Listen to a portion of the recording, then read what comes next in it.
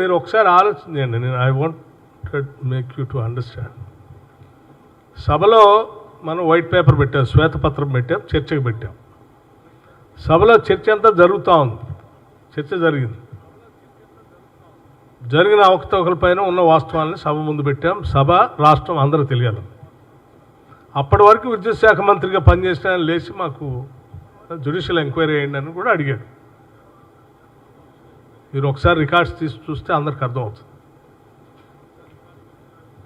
Judicial enquiry ఏంటి అని అడిగాడు. మేము మోర్ డెమోక్రటిక్గా, ఎవరిని అగౌరవపరచాలని కించపరచాలని, మోర్ డెమోక్రటిక్గా వారు అడిగిన దాని మీద సభానాయకుడిగా ఉన్నటువంటి ఆనాడు సభానాయకుడిగా రేవంత్ రెడ్డి గారు ముఖ్యమంత్రిగా, ఎస్ సభ ఆలోచన ఆ రకంగా ఉంటే డెఫినెట్గా గౌరవిస్తామని చెప్పి జ్యుడిషియల్ ఎంక్వైరీ చేశారు.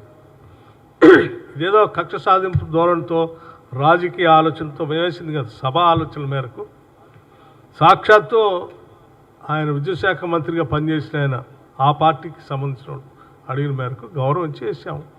ఆ వేసింది కూడా మేము నియమించింది కాదు కదా, ఇట్ ఈస్ జ్యుడిషియల్ ఎంక్వైరీ.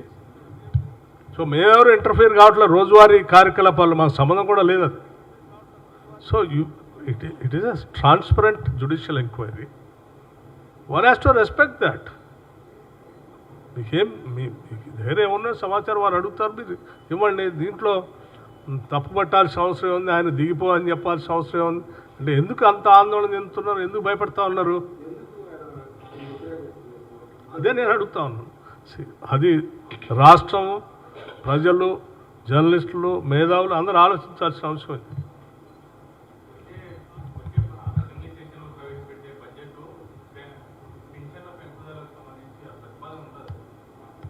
బడ్జెట్లో చూస్తారండి. బడ్జెట్ సంబంధించిన అంశాలు ముందే ఎట్లా చెప్తాం మీకు?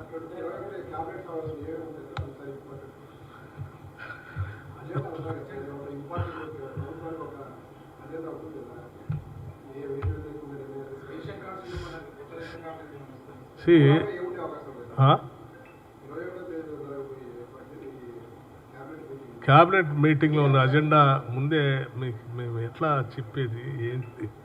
You must think about it అమ్మా. అది party will announce, the government also will take a decision. Cabinet ఇంకా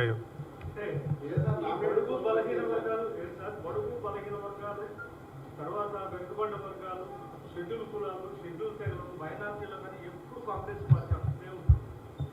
కానీ అధికార పదవులు వచ్చేసరికి కానీ ఈ స్థానిక సంస్థల ఎన్నికల్లో కానీ కుల జనగణన జరిగిన తర్వాతనే ఎన్నికలు జరగడం బాగుంటుందని అన్ని బీసీ సంఘాలు, ఎస్సీ సంఘాలు, ఎస్టీ సంఘాలు డిమాండ్ చేస్తున్నారు. ఈ సందర్భంగా మీరు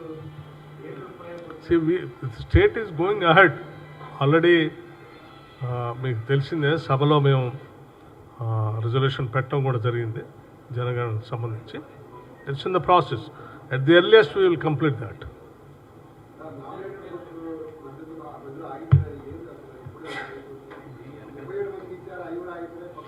నామినేటెడ్ పోస్టులకు సంబంధించి కాంగ్రెస్ పార్టీ కోసం పనిచేసిన ప్రతి నాయకుడికి, కార్యకర్తకి సాధ్యమైనంత వరకు కాంగ్రెస్ పార్టీ న్యాయం చేస్తుంది.